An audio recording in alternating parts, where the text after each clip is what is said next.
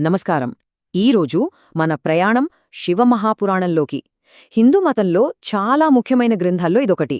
ఇది కేవలం శివుడి గురించిన కథలే కాదు, ఒక పెద్ద విజ్ఞాన సర్వస్వం లాంటిదన్నమాట. అయితే చూడండి, దీన్ని కేవలం కథల పుస్తకమనుకుంటే పొరపాటే. ఇది మనల్ని మనం, ఈ విశ్వాన్ని, ఇంకా ఈ విశ్వంలో మన స్థానమేంటి అని తెలుసుకోవడానికి సహాయపడే ఒక గైడ్ లాంటిది. మరిందులో అసలేముంది? కొన్ని శతాబ్దాలుగా ఇది ఎందుకు ఇంతలా నిలిచి ఉంది? చూసారా, ఈ ప్రశ్నలే మనల్ని ముందుకు నడిపిస్తాయి. పదండి, ఈ అద్భుతమైన గ్రంథం లోపలికి ఓ ప్రయాణం చేద్దాం. ఈ జర్నీ మనల్ని ఎక్కడికి తీసుకెళ్తుందో చూద్దాం. సరే, శివమహాపురాణాన్ని అర్థం చేసుకోవాలంటే ముందు మనం పురాణం అంటే ఏంటో తెలుసుకోవాలి కదా. అసలు ఈ పదం అర్థమేంటి చూద్దాం. పురాణం ఈ సంస్కృత పదానికి అర్థమేంటంటే ప్రాచీనమైనది అని. అంటే పాతకాలానికి చెందిందనమాట. ఇవి ఊరికే కథలు చెప్పడమే కాదు, ఆ కాలం నాటి జ్ఞానాన్ని, చరిత్రను, తత్వాన్ని మన దాకా తీసుకొచ్చే ఒక బ్రిడ్జ్ లాంటివి. అసలు ఏ గ్రంథాన్నైనా పురాణం అని పిలవాలంటే దానికి 5 ముఖ్య లక్షణాలుండాలి. వీటినే పంచలక్షణాలు అంటారు. అవేంటంటే, మొదటిది సర్గ, అంటే ఈ విశ్వం ఎలా పుట్టింది అనేది.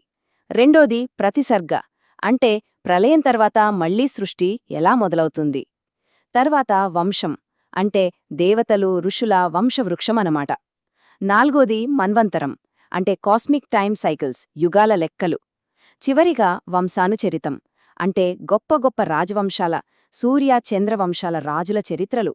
చూశారా, ఈ 5 ఉండటం వల్లే పురాణాలు కేవలం కథల పుస్తకాలు కాకుండా ఒక ఎన్సైక్లోపీడియాలా మారాయి. మన హిందూ సంప్రదాయంలో ఇలాంటి మహాపురాణాలు మొత్తం 18 ఉన్నాయట. అందులో శివమహాపురాణం చాలా చాలా ముఖ్యమైనదిగా భావిస్తారు. అంటే ఇది ఒక గొప్ప సాహిత్య సంపదలో ఒక కీలక భాగమన్నమాట. సరే, ఇప్పటిదాకా మనం పురాణమంటే ఏంటి, దాని నిర్మాణమేంటి అని చూశాం కదా. ఇప్పుడు అసలు విషయానికి వద్దాం. శివమహాపురాణం మనకిచ్చే అసలు సందేశమేంటి? మనిషి ఎప్పుడూ వెతికే కొన్ని ప్రశ్నలకు దీనికి సంబంధమేంతో చూద్దాం. ఈ పురాణం మొదట్లోనే మనందర్నీ ఆలోచింపజేసే 4 ప్రశ్నలు వేస్తుంది. అవేంటంటే, నేను ఎవరు, అసలు నేనెక్కడ్నుంచి వచ్చాను, ఇక్కడ నేను చెయ్యాల్సిన పనేంటి, చివరికి నేనెక్కడికి వెళ్తాను. ఇవేదో ఫిలాసఫీ క్లాసులో అడిగే ప్రశ్నలు కాదు, మనలో ప్రతి ఒక్కరు జీవితంలో ఎప్పుడో ఒక్కప్పుడు మనల్ని మనం వేసుకునే ప్రశ్నలు. నిజమే కదా? మరి ఈ పెద్ద పెద్ద ప్రశ్నలన్నింటికీ పురాణమిచ్చే సమాధానం ఒక్కటే, చాలా గంభీరమైన సమాధానం. అదేంటంటే, అన్ని ప్రశ్నలకు జవాబు శివుడే. ఈ సృష్టిలో ఉన్నదంతా శివుడి రూపమే. ఇదే అంతిమ సత్యం. అంటే ఈ మొత్తం విశ్వంలో మనం చూసే ప్రతీదీ, ప్రతి అణువు శివుడి అభివ్యక్తే తప్ప మరొకటి కాదు. సో శివమహాపురాణం యొక్క అసలు గోలేంటంటే, మనల్ని ఆత్మసాక్షాత్కారం వైపు తీసుకెళ్లడం. అంటే ఏంటి? మన ఆత్మ ఈ విశ్వానికి ఆత్మ అయిన ఆ పరమశివుడి నుంచి వేరు కాదు అనే నిజాన్ని తెలుసుకోవడమే అంతిమ లక్ష్యమన్నమాట. సరే, ఇంత గొప్ప సందేశమున్న ఈ పుస్తకం లోపల ఎలా ఉంటుందో చూద్దామా? దీన్ని కొన్ని భాగాలుగా విభజించారు. వాటిని సంహితలు అంటారు.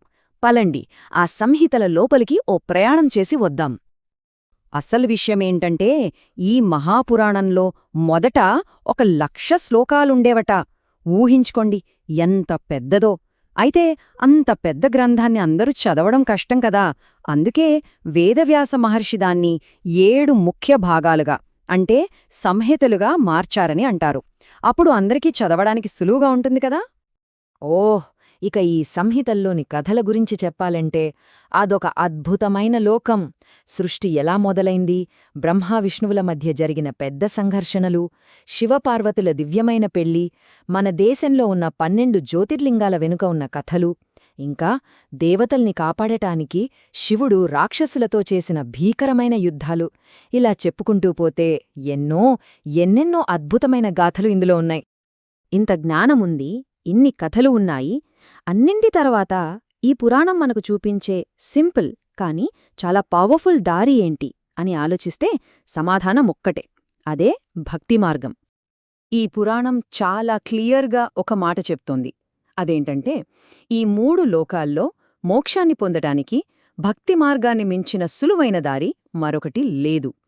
అంటే కష్టమైన యోగాలు, పెద్ద పెద్ద యజ్ఞాల కన్నా కూడా స్వచ్ఛమైన మనస్సుతో చేసే భక్తి చాలు.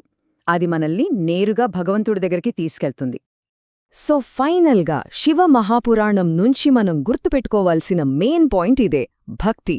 ఇది మనకి దేవుడికి మధ్య ఉన్న గ్యాప్ను ఫిల్ చేసే ఒక బ్రిడ్జ్ లాంటిది. మనల్ని ఆ దైవంతో కనెక్ట్ చేసే అత్యంత శక్తివంతమైన టూల్ కూడా ఇదే. సరే, చివరగా ఒక ప్రశ్నతో ఈ చర్చను ముగిద్దాం. వేల సంవత్సరాల క్రితం నాటి ఈ కథల్లో మన ఈ రోజు జీవితానికి కావలసిన అర్థాన్ని మనం ఎలా వెతుక్కోగలం? ఈ ప్రాచీన జ్ఞానం మన ఈ మోడర్న్ ప్రపంచంలో మనకు దారి చూపించగలదా? ఒక్కసారి ఆలోచించండి.